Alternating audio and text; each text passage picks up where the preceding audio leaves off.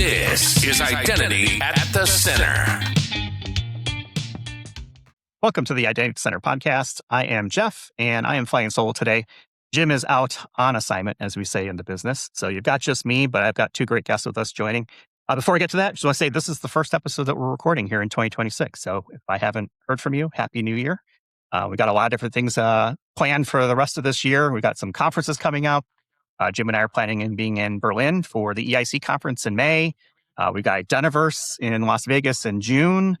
I'm sure Authenticate will come around in October, and then Gartner at the end of the year as well. So lots of things coming on. We've got discount codes for as many things as you can find. So you want to make sure you hit the website, idacpodcast.com. If you scroll down, I've got all the latest discount codes there. I believe we've got our EIC code up already, and I'm working on getting the Identiverse one. So if you haven't registered already, those are great ways to show support. It doesn't cost you anything, just shows that we can bring a crowd to these conferences and have a good time. I also want to thank everyone who showed up for the Identiverse in DC at the end of last year, as well as Gartner. We played our majority rules game show at both of those and had a great time. So if you missed it, you should have hung out, man. We had a great time. It was a lot of fun. And I'm sure we'll bring it to future conferences later this year as well. So with that, let's go ahead and get started. 2026 starts off with a bang. This is a series that we started off last year with our colleagues here at RSM, kind of talking about the intersection of cybersecurity and X, or identity and X or Y, or whatever it may look like. Today, we're going to talk about the intersection of identity with resilience and recovery. And to help me with that conversation, I'm very pleased to have a couple of my colleagues here that I've worked with at RSM. We've got Rich Servillas. He's a director from our cyber response group at RSM. Welcome to the show, Rich. Thank you. So thanks for having me. As Jeff said here, I spend most of my time in the middle of major incidents. I help organizations get control of situations like ransomware, account compromise, business email compromises, cloud intrusions, and investigations. So really focusing, helping their leadership where they need those answers really fast. So what this looks like is on the reactive side, I'm coordinating work streams. So think of containment, think of forensics, remediation, recovery, all those things that help businesses make those decisions under pressure. So really that's the core focus of what I'm bringing to the table. So I'm going to make a joke, and I hope you don't take it the wrong way, but you're kind of like the person that you probably don't want it to be talking to, because that means typically something has happened. Is that right? Yeah, absolutely. The majority of the phone calls that I get are either on Friday evening or over on the weekends. And that's really where nobody wants to talk to me, and nobody's ever calling me saying, hey, everything's okay. It's usually there's a fire, help us put it out. Yeah. So let's talk a little about that background before I introduce our other guest. Tell me, normally the question I would ask would be, how did you get into identity? But I'm going to pivot a little bit and say, how did you get into cybersecurity? Kind of take me through your background here. Yeah, no, absolutely. So I would say my interest in solving problems got me into this space. Started a very, very long time ago. I'd say almost 10, 15 years ago. Started doing the core elements of incident response. So, e-discovery, litigation, got into that space, and then worked my way up through investigations. Essentially started leading a team.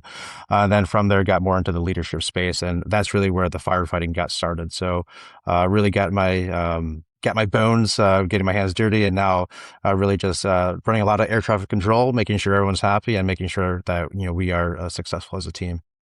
So I'm sure we're going to get into pretty much all of that, Rich, as part of our conversation. But let me go ahead and introduce our other guest.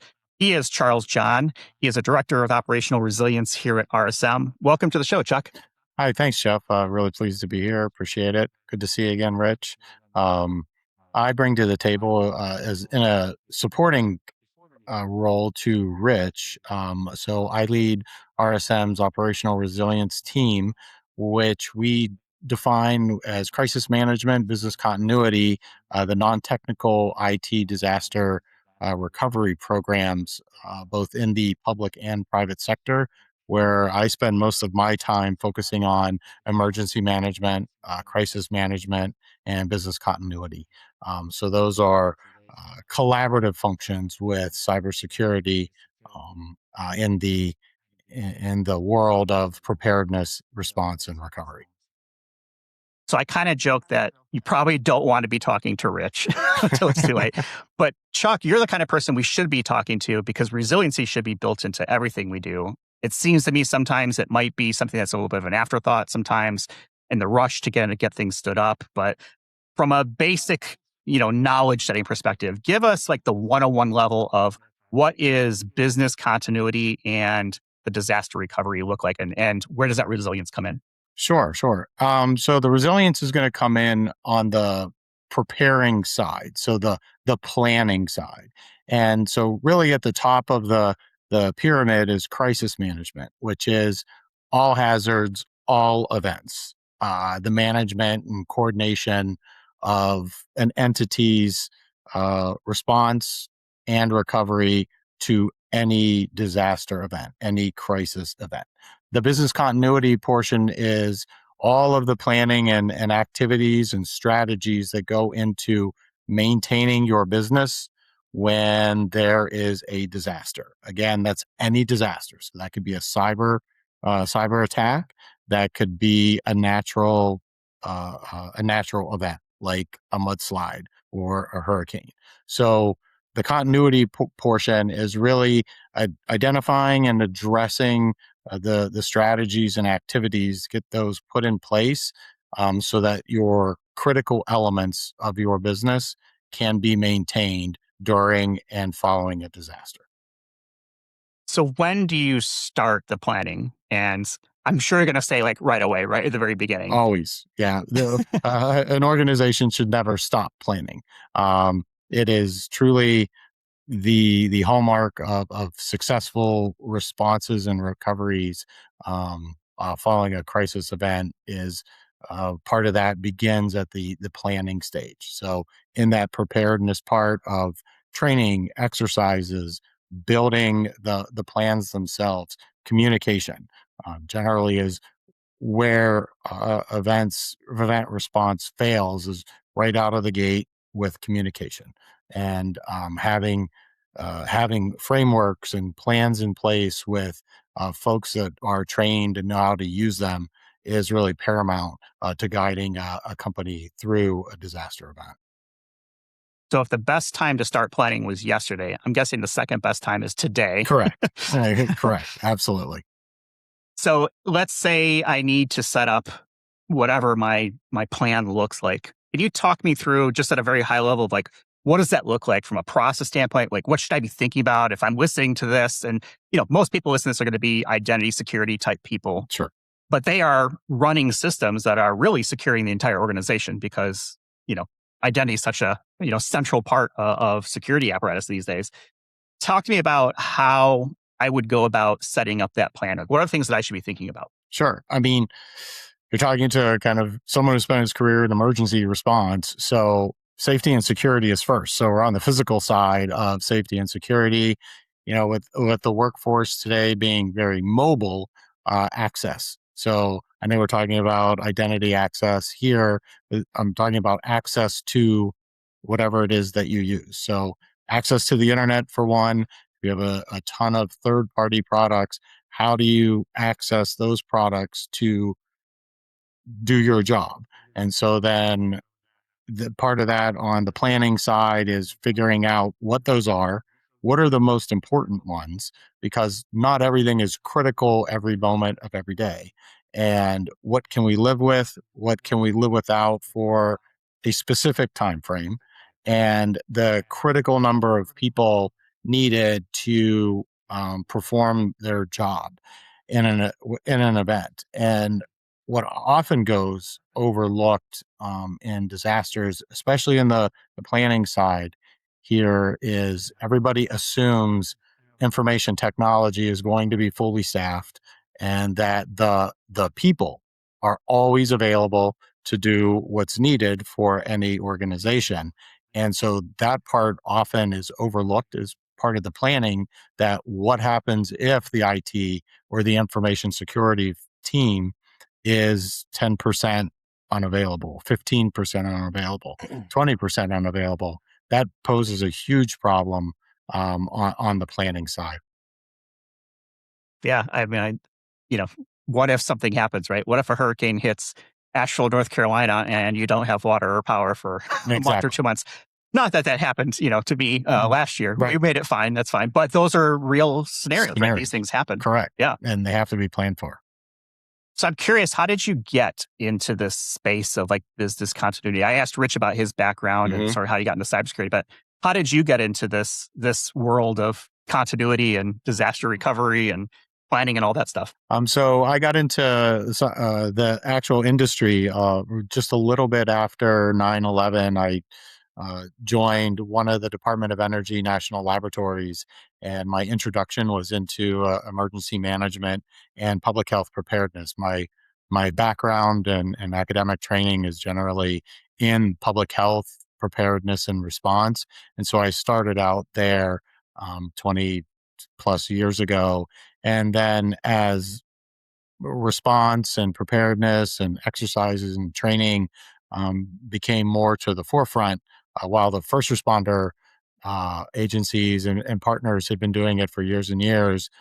It was something that seemed to come more to light in the private sector, and as these disciplines and these programs around crisis management and business continuity and cyber um, all started to show that they needed to be collaborating with one another and that they were mutually supportive programs and should not be done in isolation to one another. That's what eventually led me into cyber to partner with my colleagues in the cyber practice here. What is the thing that the I guess the most transferable skill taken from your prior days to cyber side of things? Hmm. That's a good question. I would say the actually the ability to lead and collaborate across multiple disciplines to talk again, that communication aspect of the planning, and to understand how each discipline, and then in this case, each department has dependencies upon one another in some shape or form. And I would say that was probably the most transferable of the skills, is to communicate strongly and to be able to listen, to find the collaborative space that is most definitely necessary.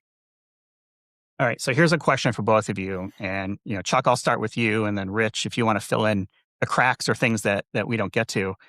What is the impact of an incident on a business? Now, I know that sounds very basic, right? It's like, what do you mean? What's the impact? But, I think most people will think around, downtime, loss of money or revenue, right? Or things like that. But yeah, are there other things beyond sort of like what the node does are around an impact for the incident? Yeah, sure. And in the continuity space, if we always, again, I lead with safety and security is going to be at top of mind. Once that is confirmed, and if we don't go to what makes money within a company, brand reputation is certainly something that is extremely important, especially for cyber events and what could or couldn't be said or released or divulged from a breach. So we have a lot of focused discussions on protecting brand, protecting reputation, and that goes for clients across all industries. Some who have a lot of reporting that have to be done as part of their critical work, missing deadlines, missing the board reports or public filings carries penalties with it, which again goes back to financial ramifications, to disaster events. So, not being able to pay your people, if systems are offline for, again, whatever the reason, paying people, paying your vendors are generally in the top three or four things that must be maintained following a disaster event. I can imagine not paying people or vendors could create its own incident. And it Get that done. sort of causes a problem. Rich, what about your perspective?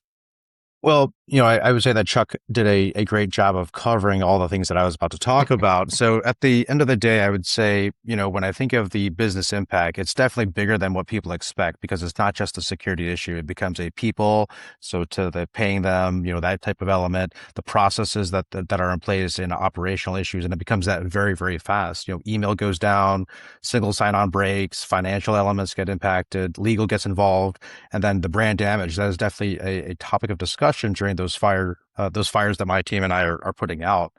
And I would say, I think outside of the elements that Chuck covered, what I am seeing trend wise is definitely class action lawsuits. When we see these ransomware and these cyber events, it's usually a double extortion type of a situation where a bad actor would come in, they'd operationally impact the environment by doing like an encryption event. But prior to that, there's usually a data exfiltration event, and that's what causes some of that brand damage and some of those challenges with a breach of, obviously potentially PII, health information, those types of sensitive pieces. And what we are seeing at the tail end of these events after the fire's all put out is a nice nice letter and a nice class action. And then that's usually a conversation that myself and some of the other breach coaches have to have with some of our clients and these victims. And to stress that collaborative part, Jeff, is while all of the activities that Rich just discussed, the rest of the business is impacted because their work has done something to interrupt I was going to say the word normal. Nobody has normal operations, daily operations of the business. And that's what the continuity has to plan to deal with is there's something that is going to be impacted, that is going to change and be removed or is in downtime. The rest of the business still has to operate. And this is where the collaborative nature between business continuity and cybersecurity really lies. And that's the very heart of the collaboration between the two programs. So if I'm building out a plan for recovery, whether it's DR or IR or whatever we want to call it, right? Disaster incident response. What are the 3 to 5 things that every plan needs to have? So if I don't have one today and I just need to get something bare bones, at least to say, hey, we've started something and we continue to iterate on it. What are those, couple of things, whether it's 3 or 5, I just kind of pull those out of the air. But what do you think, Chuck, everything should, every plan should have? Yep. Every plan needs to have some strategy, some alternate way to communicate across your team. You have to have a clear decision maker and a group of decision makers, usually the leaders. Places call them crisis management teams, incident management teams. And that's a collection of individuals generally representing the major parts of the company, of which cyber or the head of IT would be included in that group. You have to have a plan to identify what's most critical. How do we keep it going? Plans to address technological failures and how to recover them. And then Rich on the cyber side. I would say Chuck's number. But in all seriousness, I would say, really to piggyback off what he had shared, I would say a lot of the clients that I work with and the plans that we kind of work through during these incidents, have those commonalities to what Chuck had just shared, a escalation tree, an escalation path, contact numbers, a lot of these compromises coincide with a lack of trust in your own Microsoft 365 environment. So out of band communication, how do you approach that? And contact numbers are a big piece, as well as escalation points. Hey, what's that number for cyber insurance to call to start some of the processes rolling? So those are big pieces. And I would say part of that, which I would say is also important, is that severity level and matrix. What to do during kind of the onset of an incident. If it's a severity level 5 at the lower end, all the way up to a 1 where you call up all the troops to come and bring them in. So just some good strategies around how to handle the incident, how to handle that business continuity, how to handle the communications, especially out of band, and then how to impact those decisions across the board. So I was going to ask you later how you guys define an incident, but maybe this is a good time for me to pull that question forward. And Rich, let me stay with you for a second there. You talked about severity, 5 or 1. It could be really anything, right? As long as there's sort of a matrix that explains what that is. What is an incident, and how do you define severity? Because is there a standard way to do it, or is that really organization specific? I would say it's organizational and industry specific. In like healthcare, there's obviously like the human, life safety impacts. In manufacturing, there's operational downtime. So it could vary from business to business and industry to industry. So to that end, there's no one size fits all.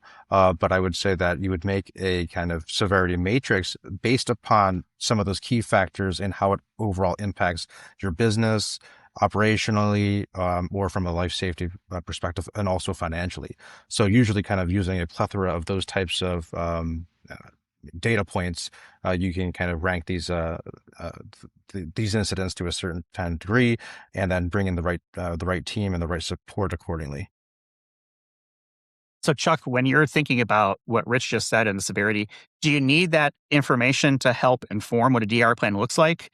Like, what's the chicken and egg scenario to say, okay, well, here's what we need to plan for versus what's more important than something else, like from that severity level? Yeah, sure. Good question. And yeah, totally agree with how Rich categorized that. I think an incident depends on the company. I mean, the severity is going to depend on how they view something to be incredibly negatively impacting their daily operations.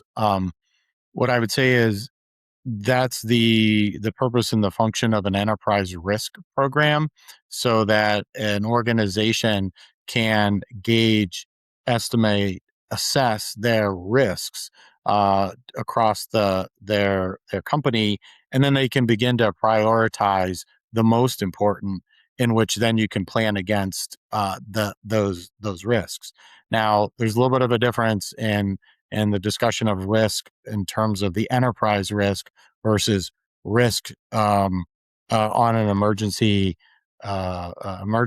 management or emergency response. Those risks might be a little bit different on their impacts to an organization. So let me play some word association or gut check, gut feeling. And Rich, let me start with you. There is Sure. this phrase out there that identity is the new perimeter, which I'll be honest, I hate. Shocking. This is the Identity Center podcast. Why do you hate identity is a new perimeter? Because it's not a new perimeter. It's been around forever. It's just people are starting to pay attention to it now. So I'm curious, did I just taint the jury with my thought process on there? Or like when you hear identity is a new perimeter, like what do you think? Well, I would say from what I do get to see is that in real incidents, it is often the first thing that gets challenged. So, and it's also, it's the first thing that becomes a problem. And it's also the last thing that you might want to be able to trust it again.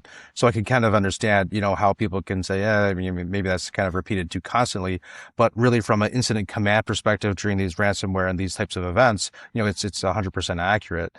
When I think of the perimeter, it used to be just network in versus out. Now it's, who authenticated, what were they allowed to do, and can we really trust that level of access? So I don't feel at this point it's just a security layer anymore. It's more of that operational dependencies. So when I see if at the identity side, if your systems are impacted, you don't just lose security. You're also going to be losing that ability to function. So to me, that's kind of how I would kind of characterize that as that almost a blast radius kind of multiplier for when an event does happen. Thinking about it from identity and governance, making sure that, if that is tight, then when an incident does happen, it's going to be that much more containable. But when you look at it on the flip side, if identity is in a messy state, that privilege sprawl, those stale accounts, those weak controls, those nightmare conversations that I'm having with some of the victims, then that response effort really becomes more blunt force instead of more of a scalpel and more prescriptive. It's going to be exceedingly more disruptive. Let me ask you, Chuck, the same question. Identity is a new perimeter. Are you seeing identity come up more in DR planning, IR planning, and sort of just that continuity? Or is it still kind of, hey, we got to make sure our firewalls are up and that AD is working, right? Things like that. Yeah, so my immediate reaction and the first question that comes to mind is, what don't I have? That's what's offline now, who needs to be in the room to talk, what's our risk assessment, and we go from there. We'll adjust based on the answers to all of those things. That's what when I hear that, I just think there's a breach and something is going to get taken offline. Who do I call to find out what that is? And then we need to get together and talk. That's literally what I would treat that the same for any event. Something's broken. Let's fix it. Yep. Something's broken. We have to talk to figure out what's broken, and then how do we fix it? Yep. Okay. All right. Here's another one. Rich, I'll go back to you. Hackers don't break in, they log in. What do you think of that? Well, I would say that that equates to what we do see in some capacity. What I would say is that, they're not necessarily breaking things. They're using either, easy creds or blending into that normal activity. So I'd say that when I think of that line, it's probably a good summary of some of the modern response that we get to see. So when we do see what that, like from logs and that type of analysis that my team does, that activity looks like a real user. It's going to be a real device, a real session, and some of those normal patterns of users. So that inherently makes that detection harder and harder to ascertain. And when I do look at the response, a majority of what we're after is that identity telemetry than your traditional, virus hunting, which, we still do. We're leveraging our EDR and our tools to accomplish, looking for those indicators of compromise. But really, a lot of the questions that change, instead of did we block that malware or some of those executables, it's really kind of aligned to, can we trust this identity plan right now? Because I would say, more often than not, if you can't trust the identity, that's really where everything else becomes uncertain. Like, how do we know that we can safely turn up some of the systems? How do we know that these backups are going to be okay? These administrator tools, are they being used for good, or are they or are they the threat actor living off the land? There's SaaS applications, cloud consoles, all of that. So overall, I'd say that's really kind of where the attacker's best disguise is what you have in your own environment. That's how they're getting in and how they're staying active. So let's talk about someone has gotten in. Can you take me through, Rich, like the first couple of hours of what do you discover? What's kind of typical, if there even is a typical, like take me to the first few hours of, oh crap, something's happening and we've got to figure it out. Well, in my world, it's usually late night, like I said, on Friday evening, and that's where we get that phone call, and it's really focused on the scoping call, and that's they really didn't pre-schedule the break-in with you? Okay, That's rude. Yeah. Well, on the bright side, hopefully, some of the victims they do this right.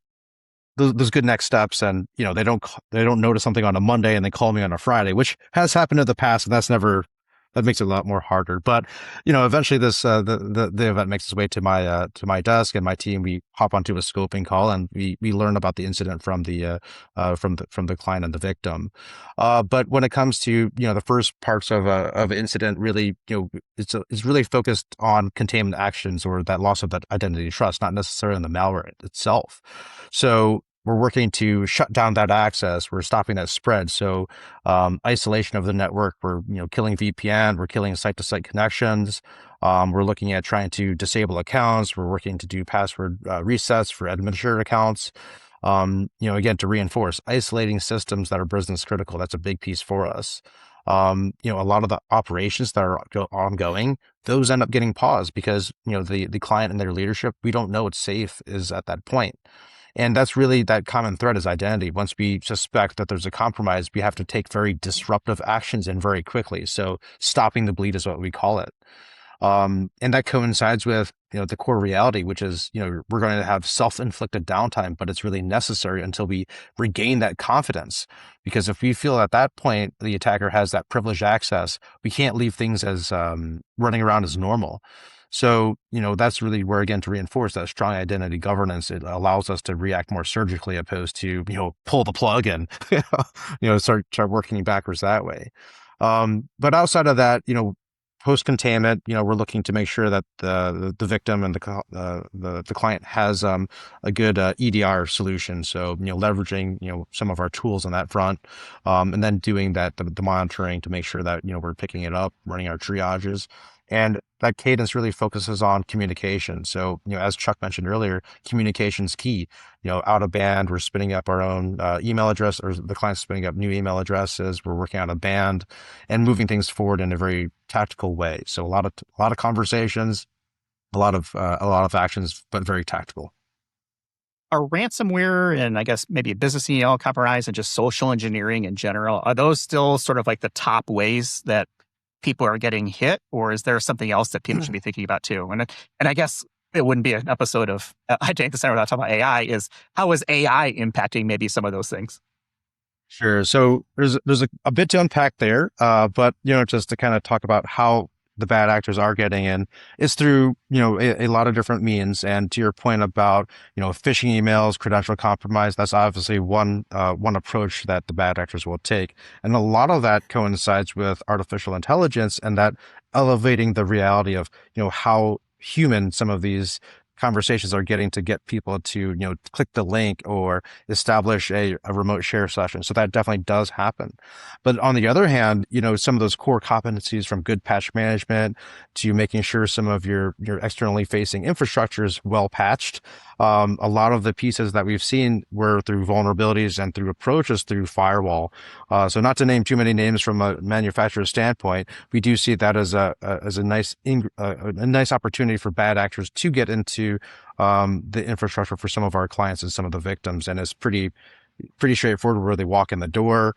That dwell time isn't your traditional, 10, 15 days of bad actor activity. They are very precise and very scripted on what they do. So it's very interesting to see how some of the dynamic has changed to get a double extortion situation done super fast. And that's what we are seeing. I don't know if it'll come through when I edit this together, but it was like great timing to hear like sirens going off in the background. When we're talking about how people are getting breached and like what is the thing. So that was like great timing. Like Rich, if you planned that was awesome. Oh, yeah, thanks Chicago for that one. Chuck, when you hear about some of these things that Rich has been talking about, how much does input like that feed into, hey, we need to either revise or update our DR or incident response plan or whatever that looks like from a continuity standpoint to say, okay, nothing's perfect, right? There's always an opportunity to get better, faster, stronger, smarter. How often should you take inputs like that, say, hey, as much as we tried to plan for everything, here's this other thing that we need to start thinking about. Let's get that included now for next time. Sure. Any real event that has just happened, there should be some level of debrief. Common terms are, lessons learned or after action debriefing. And from there, all plans should be updated based on what was said and the experiences. The plan should be kind of front and center to identify those opportunities to improve those plans. And one of the real key parts of this is to assign first of all, realistic timeframes to updating them, and then you need an owner. So a stuckey, if you will, to do the work. That has to be done.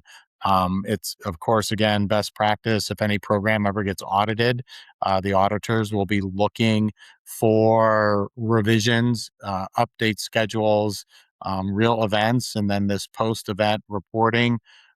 As part of the preparedness, the planning stages, a lot of that can be templatized, and having an after action form that's readily accessible, and frankly, some of those forms, that document the proceedings, the high level decision making that's been done, that should all be occurring live during these command level discussions on when decisions were made and by whom, and the specifics that go into them and the rationale to support. When Rich's team is activated and they respond, there's a lot of data associated with their response, and that should be documented because all of that goes into the post-event report. And I would imagine, Rich and team deal with the insurance companies. I would imagine they want that information as part of their triage and their efforts associated with the policies. And so just across the board, that's all good, best practice as part of any real event. So that's after things are done. And these briefings should be held very quickly. Even though people are exhausted, you tend to forget. And so, hours to day, like a day or two, is the best time to have a discussion about it. When emotions and nerves are still raw. Exactly. Exactly. So you sparked a question in my head. You mentioned, compliance and legal and insurance and things like that to go like that, like cyber insurance. Mhm. Are you guys seeing any benefits to an organization that has like strong DR plans with like a reduction in cyber insurance rates or things along those lines to say, hey, if we do get hit, here is how we are able to minimize, the blast radius of something that might go wrong? And whoever wants to jump in first, feel free to have at it. If there is in fact a reduction there. Yeah, I would say that that's definitely a conversation that clients and entities should definitely have with their broker and their insurance providers, just to kind of see what options that are out there, to really lower some of those costs. But overall, I would say that from a perspective of those being almost requirements now, to have a good EDR, to have incident response plan, to have a tabletop test to validate your IR plan. Those are starting to become kind of more, not nice to haves, but more of those, you should be having these things as part of, you getting insurance. So a lot of those, I would expect to get really factored in and definitely should be part of those conversations. Chuck, do you see anything with cyber insurance rates with DR planning and incident response where Yeah. maybe there's advantage there? No. That would be much more Rich's lane. But what we do see is that there being gaps in the planning around their cyber insurance and the details around that. And so, again, that takes on the planning side some collaboration with legal to understand the terms of the policies, because that most certainly affects the crisis management plan. It affects the DR plan, the BC plan, and the cyber IR plan. All those plans are impacted by the details that are in those insurance policies. What's an example of a gap that that you can share with other people? It's like, hey, this is something to think about. Sure. And Rich and I actually just came across this right before the holiday season, and we're coming across it more and more in exercises is really where it shows itself, and that's in the response time. And so folks just assume that in their insurance that it may say within, or I don't know, it's within 12 hours. I'm completely a hypothetical situation. However, there are subtleties around the 12 hours. You see that also in the SLAs for your SaaS products too, is when does the clock start ticking on the 12 hours? Is it when the event happens? Is it when the event is documented? Is it when the event is reported? Is it reported out to the, let's say, the insurance company? The, many of the agreements have those details in there, and they vastly can affect on the continuity side the activities that are developed to handle downtime and workarounds, because 12 hours may mean 12 hours from which, let's say, the SaaS provider responds to you.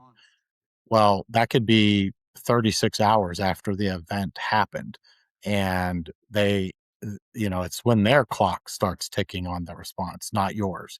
And so now you are a day and a half or 2 days into an event, and you're waiting, and the legal term of what's in those agreements has dictated some of your response and your activities, and will impact your recovery for sure. And I So would just kind of add into that, a lot of that is avoidable. I Yes, mean, knowing your contracts, that's right. knowing kind of the vendors and some of those key dependencies that you do have, so that way you can build that into your incident response plan and kind of focus some of those efforts ahead of time. So that way you can be a little bit more diligent and deliberate about kind of, hey, this happens, I need to contact this person immediately along these lines to ensure that the operational impact will be as minimal as possible, because otherwise you're going to be sitting there waiting for some of those responses, and they're not contractually obligated to help you until within that SLA. Yeah, that's an so who's excellent point. Like you have a self-inflicted negative consequence, Yeah. and it's all because it's awareness. well, those are the worst ones to inflict. Yeah, And right. and this leads to the question of like, who's responsible for this? like understanding what those metrics are for responsibility and response times and all that stuff? Is that the CISO? Is it some other part of the organization? Like, who's responsible to say, okay, here's how we're going to do this?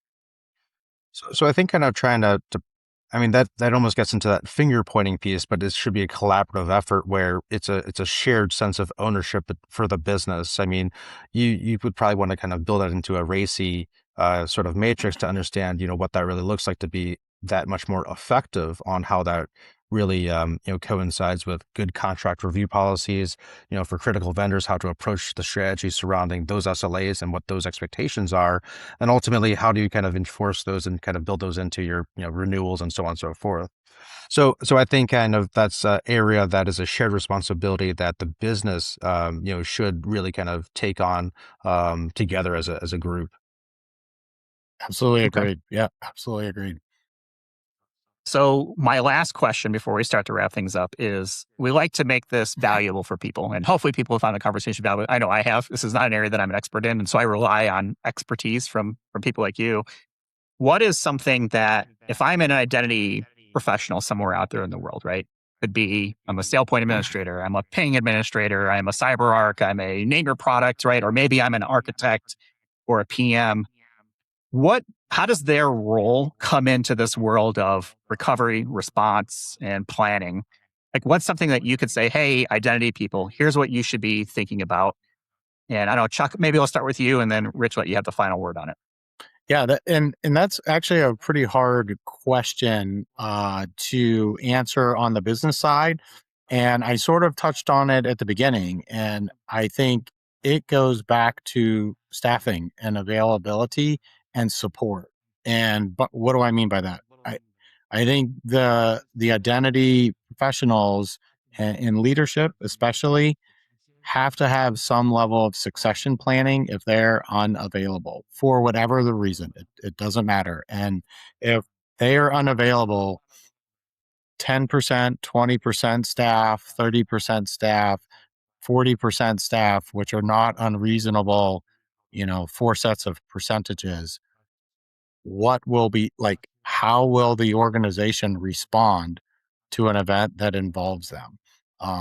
And where will support come from if it's needed? How can it be emergent, like procured, and an emergency environment? And most places have protocols and procedures around just staffing support, and it's not one phone call. Um, and knowing how to get that, because as I said in the beginning, everyone assumes the technology professionals are available 100% around the clock all of the time. Nobody plans if they're not. and and so from my end of the operational resilience paradigm, that would be my concern right out of the gate. Yeah, that availability is Mhm. something to be aware of. I remember, and Rich, I'm not sure if you remember this from way back in Chicago. I think there was a blizzard like 2010 or 2012. Yes, I remember. 2019. Actually, I just used it. I just used it in a scenario for an exercise last week. So this was like even before that, because I was working at Walgreens at the time, Mhm. and we got like 6 feet of snow, like Mhm. literally 6 feet of snow in the northwest suburbs. And I remember having a Bluetooth earbud in one, trying to reset people's passwords because the VPN was crashing because too many people were trying to log in, while I'm out in the driveway trying to unearth the snow out. So that availability is certainly a concern, is something to be thinking about. Rich, for all the identity people listening out there, like, what's your plea to them to help you, recover from incidents? Sure. Well, to think through it, I would say from a identity practitioner standpoint, it's those actions prior to an incident that are going to be critical because, during those incidents, that's, where they have the opportunity to take those proactive actions and essentially, like I mentioned earlier, reduce that blast radius and really speed up that recovery. So really helping elevate the ability to make kind of those actions controlled, visible, and really recoverable. But thinking about what you just asked me, to how to prepare and how to kind of react through it when I think of before. So think about maybe reducing some of that standing privilege. So PAM, just-in-time access, thinking about strengthening MFA for privileged users and along the VPN. Those are things that are usually part of the root cause analysis that, my team is able to ascertain as a result of our investigation. Conditional access is a big one, risky signing controls, service account governance is a big piece. And more importantly, the logging that allows my team to kind of get into, the who, what, where, and, how they got in. And, one thing that I would say that often goes underlooked is that like a clear break glass process that's tested. A lot of people don't think about that. And then, during an incident, when I would say that, that the teams that I'm working with, understanding, that analysis and clarity around what accounts to disable versus preserve, how are we going to rotate credentials without breaking the business? That's always a fun conversation. Like, how are we going to disseminate these passwords? It gets challenging sometimes. How to install a single sign-on safely, thinking about validating, access is clean post-containment, post-containment actions. And then what are we doing to kind of continue to monitor and be in a heightened state of alert for any kind of recompromise? So really, I'm looking for their help to act as a part of our side of the response efforts to stabilize that trust and that access. So that way, when we start flipping the switches and things coming back online, we're more confident in that overall recovery. Okay. So I appreciate you guys like lending your expertise here. Again, this is an area where, people need to be aware of it and they need to understand how their role fits into it. So I appreciate you guys like lending your expertise here again. I feel like this conversation was somewhat of a downer to some degree because we're talking about like breaches and, oh man, bad things have happened and how are we going to fix it and how are we going to prepare for the worst. So I want to end our show on a lighter note, and the key is lighter. What is something that you guys are looking forward to this year, 2026? Chuck, do you have anything that you're looking for? And please, I hope you do. With that lead in about being a downer, I mean, if I answer no, that'd be terrible, right? Yeah, no. One of my children's graduating from college this year, so I'm really looking forward to going to her graduation. So that is definitely something that's not too far away, a couple of months. So very proud. That's a major milestone. Yeah, Congrats. major milestone. So very proud. Yes. All right. How about Rich? What are you looking forward to this year? So I got two things, and both of them are probably today and tomorrow. Rich must be doing real well. He's got two things he's looking forward to. So I would say that the role that I play for cyber response, we live by the seat of our pants, and we're always doing something crazy. And one of the partners I work with always has a saying, you never know when you're going to, get your next good meal. So make sure every meal counts. So I'm going out to dinner tonight, going to have a nice meal. That's one. And then two, I'd say that, it revolves around, family. And I feel that, when I have these long days, it's nice to get home, hang out with the kids. I got like a 2 and 6 year old. So it's nice to be able to shift away from the lens of, hey, incident command, really rigid, focusing on kind of saving the day for some of our clients, shifting and kind of like getting to relax a little bit. And I'd say that's kind of what I get to look forward to. Recovery is important. So I got to ask, where are you going to dinner? Former Chicagoan. I go, whenever I'm back, I try to hit Portillo's and Giordano's. You can't get good hot dogs or pizza here in North Carolina. Sorry, North Carolinians. No, tonight's probably nothing too crazy, just RPM steak. My wife has me on a very regimented diet, and she's not around tonight, so I think I'm going to fulfill my my dreams with a nice steak. So medium rare and full of happiness. All right, nothing wrong with that. Let's see. What am I looking forward to? Well, my wife and I are both turning 50 this year. So I'm sure there'll be something around that. And honestly, more international travel. So I think heading back to Berlin, my first trip was last year. I'm looking forward to going again in May for the conference and, seeing some familiar faces. I don't know if I'll be able to like extend the trip or not. Last year, my wife and I, she met me in Berlin after the conference. And then we went to Amsterdam, which was amazing. I had such a great time with that. I don't know if we're going to do the same thing or not. We've got a new puppy in the house. And so we are in the middle of like puppy training. So hopefully by May, be in a good spot. But I am looking forward to travel and getting out there. Awesome. Outstanding. All right. Let's go ahead and wrap it up for this week. Thank you so much, guys, for being part of this. I'm going to have in our show notes LinkedIn connection information. So if people have questions, whether it's to commend Rich on his steak choice or Chuck to congratulate, the graduation coming up for your family there, that'd be awesome. And if you have any questions for us, you can always drop them into LinkedIn, reach out to Jim and myself. Our LinkedIn profile is there as well. Website, idacpodcast.com. All of our discount codes are there. Again, hope to see people at conferences in the future, and we'll go leave it there. So thanks everyone for watching and or listening, and we'll talk with you all in the next one. You've been listening to Identity at the Center. We hope you've enjoyed the show. Make sure to like, rate, and review, and we'll be back soon. But in the meantime, hit the website at identityatthecenter.com. See you next time on Identity at the Center.